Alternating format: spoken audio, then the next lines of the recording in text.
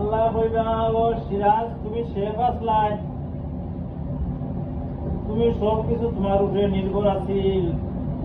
তুমি এখানে এক্সট্রা হাড়ি খানিয়ে বানাইয়া নয়া না হাড়ি বানাইয়া খাবাইছো।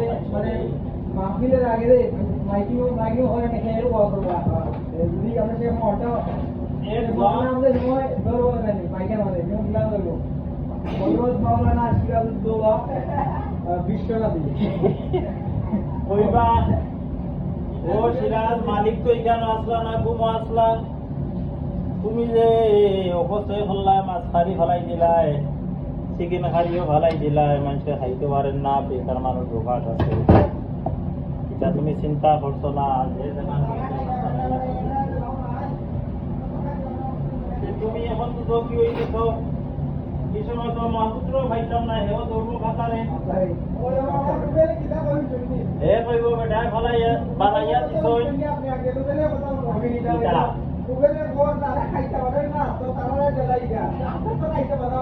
এ লাগি আল্লাহ কইছই তুই কমাইয়া বানাইও। আর তোর ভাই কমাইয়া বানাইও, আর যা বানাইলে খাই দিও, আর এক্সট্রা বানাইও না। এখান তো আল্লাহ কইছই খাইলাও বানাইও না। বলতো যদি আমি আরবার রাত্রিরে বন্ধাও খারি খারি থাকি দিব ফালাই দিবাই বিকালে, মালিকও দেখলা না। মালিক যদি সামনে থাকতা যে আনিয়া দিচ্ছে বলতা তাই সামনে তাহলে ফলা আছে, আমি ফালাইলেও ঠিক আছে তাই দেখলা এখন তো এগুলো ফালাইতে পারি না। তুমি রাত্রে খালি খাওয়া লাগবো, কথাটা ঠিক কইলাম না আপনার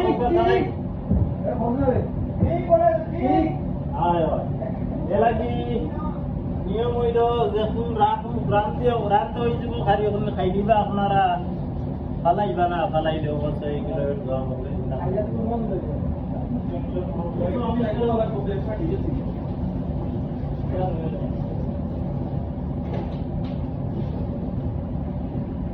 যা খাইবা তা রানবা, রানলে ফালাইবা না।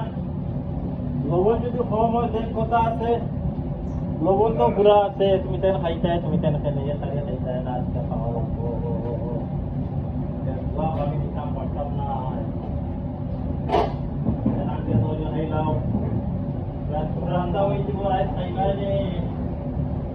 আর আজকে অর্ডার করছি সময় সময় রান্না লাগি। আল্লাহর বান্দা বলছে কথাটা ঠিক না নি? আচ্ছা যাই হোক, আপনারা আগে ধরে খাই দিবা, একটা চিন্তাধারা করবা কি আইদার রান্নাম না। পরিমাণ মতো তরকারি আছে খাইলাম আগে করি, আর নাইলে বাজিটা যে খাই দিবা এনে কুত্তা লাগাই এর বাবা হল আমি জবাব দিতে পারতাম না। আল্লাহ আল্লাহ আমার গর্দনাথ দল্লিবা হইলো দেখা হয় ইচ্ছা রেডি খাওয়াই লইয়া